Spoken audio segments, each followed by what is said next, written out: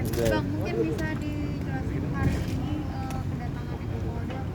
Ya baik, hari ini kita melengkapi pemeriksaan saksi sebanyak 5 orang. Yang 2 adalah Bu Agustin dengan Pak Sugiono. Pak Sugiono itu membawa 4 orang keluarganya ya. Sebenarnya 3 saksi lain tadi udah masuk ke dalam tuh karena masih bocah-bocah ya, malu ya gitu kan kalau sampai keliput gitu ya. Juga untuk masa depannya juga. Yang pasti pada hari ini Bu Agustin akan membeberkan semua bukti-bukti ya, dari mulai foto, kemudian video, chat dan lain-lain lah ya, yang intinya menunjukkan bahwa betul si pelaku ya, dugaan si pelaku si Oli dan Ran memang nyata-nyata dalam perkara ini terlibat langsung begitu. Ya. Mungkin pernyataan kemarin dari pihak Oli sendiri kan sudah membuka suara ya seperti itu, dan mereka mengatakan ada 120 juta itu katanya sudah diserahkan ke Ibu. Ya baik, begini ya. Yang jelas kami juga udah melihat kemarin tayangannya. Kasihan juga ya bahwa kuasa hukumnya aja dikibulin ya oleh Oli gitu ya. Itu yang membuat kami berpikir bahwa memang sudah jadi mentalnya, tabiatnya nih. Tabiat yang tidak bisa diperbaiki kalau begini caranya gitu kan. Karena di situ kan jelas-jelas kuasa hukumnya bela mati-matian ya Oli. Tapi kalau nanti dalam pemeriksaan kebukti bahwa memang semuanya ada, kan kasihan ya, mukanya mau di mana itu kuasa hukumnya begitu. Nah, ada Bu Agustin ya yang bisa jelaskan tentang apa uang 120 juta. Monggo Bu, silakan. Ya, baik. Memang saya tidak menyangka kalau ada transferan ke rekening saya. Tapi semua itu ada peruntukannya. Saya sebutkan satu saja. Contohnya adalah untuk pengembalian memang CPNS yang sudah mundur lama. Karena dia sering ditagih-tagih tapi tidak pernah merespon, ya kan, tidak pernah merespon. Akhirnya saya lah bantu menagih. Ya, akhirnya dia, Bu, saya titip ke Ibu, tolong diberikan ke nama tersebut. Salah satunya itu saja. Tapi untuk seluruhnya nanti akan saya sampaikan pada saat di BAP. Bu, katanya sebagai perekrut, Bu, pihak MUI mengatakan Ibu Agustin sebagai perekrut di tes CPNS-nya, Bu, bukan ya, sebagai korban. Itu seperti apa, Bu, tanggapannya? Ya, seperti yang sudah saya sampaikan waktu pertama kali pertemuan dengan media, saya sudah buktikan itu chat dari Olivia yang menawarkan saya. Ya, Bu, ada yang mau masuk CPNS tidak? Sudah jelas sekali. Dia bilang, saya langsung jawab, ada anak saya. Saya tanya, emang bisa? Saya sudah 4 tahun, Bu. Seperti itu. Dan ini adalah tahun kelima. Itu artinya yang menawarkan adalah Olivia. Terus uangnya kasih ke siapa, Bu? Tadi. Uang Langsung ke uang yang pendaftaran saya ya ke Olivia semua. Olivia langsung. Iya, betul. Ada tanda tangan atau ada? Oh, pasti ada, pastilah. Kalau kwitansi MOU pasti ada. Bu, katanya itu untuk les, bukan untuk penerimaan, apa benar? Ya, itu karangan bebasnya Oli. Ya, terserah dia mau bela diri. Ya, dongeng jahatnya Oli lah gitu ya. Tapi waktu itu awal gimana sih? Apa ada kata-kata les atau langsung masuk ke PNS? Atau Tadi saya sampaikan tanggal 28 November 2019, chatnya adalah, Bu, ada nggak yang mau masuk CPNS? Saya rasa saya tidak usah menjelaskan lagi. Itu sudah jelas. CPNS. Dia sudah membawa kurang lebih 4 tahun. Itu bisa Ibu, tapi satu murid dimintai 25 juta itu betul, Bu? Beda-beda, tergantung. Kalau yang dari keluarga saya ada yang 25, ada yang 30.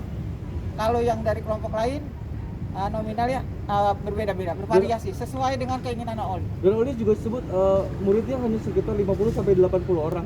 Yang Ibu bilang kan sampai 200 lebih, mungkin itu seperti apa, Bu? Ya, kita buktikan saja nanti karena kita semua punya bukti. Di MOU itu jelas tertera kwitansi tanda tangan Olivia. Kemudian di MOU tanda tangan Olivia. Kalau dia cuma tahu 80 yang tadi Mas sampaikan, kenapa dia mengeluarkan SK sebanyak 225? Itu saja. bukan pengakuannya untuk les. Nah, apa dari 2019 sudah ada bimbel dan sebagainya yang dilakukan oleh OI? Di bawah. Tidak ada bimbel. Ada ya? Ini karena sekali lagi perlu saya tekankan, yang direkrut itu adalah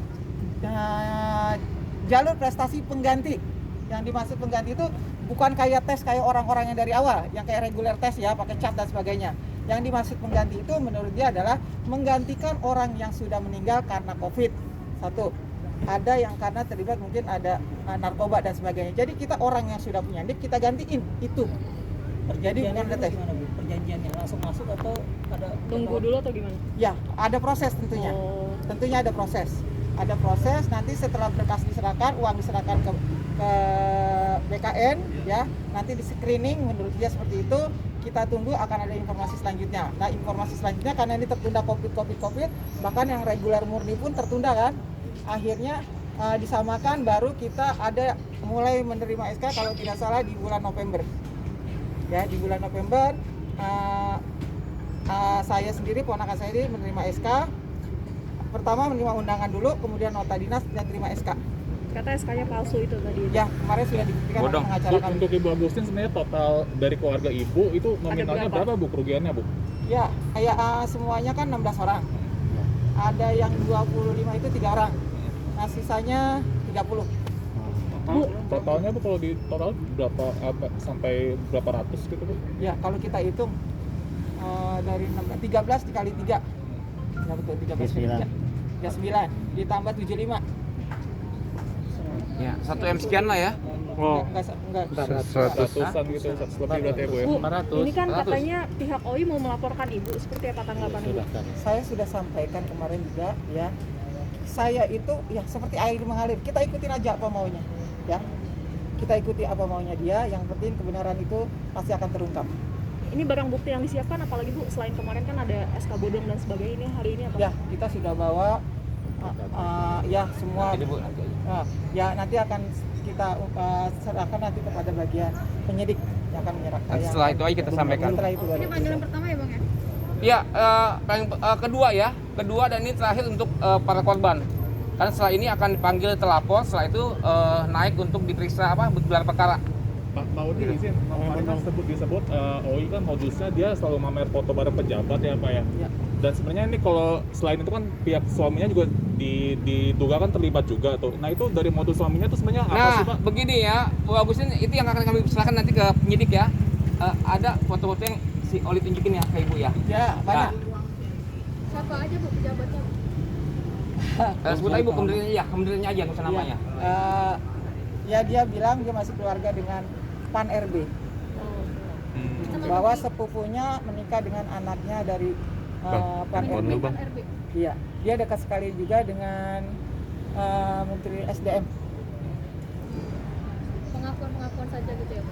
Iya, pengakuan. Bahkan ada fotonya sih sama saya. Tapi nggak tahu fotonya apa benar dia ngambil dari Google, wallahu alam bisawab. Oh nggak foto berdua gitu? Oh enggak, dia cuma Bu saya lagi meeting dia foto nih dengan ini. Oh. Ya itu. Ya itu mungkin salah satu dia untuk meyakinkan saja sih, Pak. Ya. Lanjutnya apa, Bang? Ya ini ada Pak Sugiono ya, korban juga nih, yang bawa berapa orang Pak? Handphone lu turunin dikit Oh tuh. iya, keluarga. Ya, 4 orang keluarga. Maju Dikit. Di mana aja? Boleh maju, Pak. Maju dikit nggak apa-apa. Maju, Pak. Di mana aja Pak? Maju. Ya ceritanya intinya mendapat iming-iming yang istilahnya semudah itu ya kami tergiur aja, tergiur dan akhirnya ya ketemu dengan OI menjanjikan akan mendapatkan istilahnya karyawan CPNS ya akhirnya kami ikut. Bapak berapa orang ini Bapak? 4 orang 4 orang. Ya. Itu keluarga atau keluarga. Anaknya ada nggak Semua Pak? keluar. Ada. Anak. total juga ada. berapa Pak? Biayanya berapa yang dikeluarkan Pak? Ya yang dikeluarkan itu kurang lebih 300-an lah. Itu semua orang berarti ya Pak? Ya. 4-4 itu anak Bapak atau saudara? Bukan saudara. Ada saudara juga. Anak satu ya? Anak satu.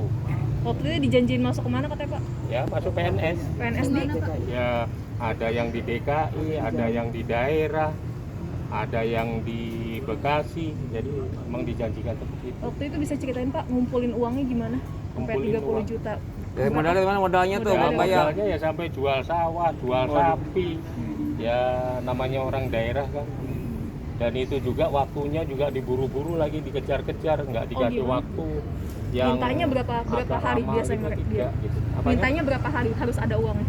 Harus paling lama itu 2 hari 3 hari lah. Oh, 2 hari, 3 hari. 3 hari. Makanya ya kita sampai jatuh bangun menjual semuanya yang ada. Jadi Akhirnya panik gitu ya, Pak, terjadinya ya? seperti ini. Profesi apa Pak? Apa kerjaannya?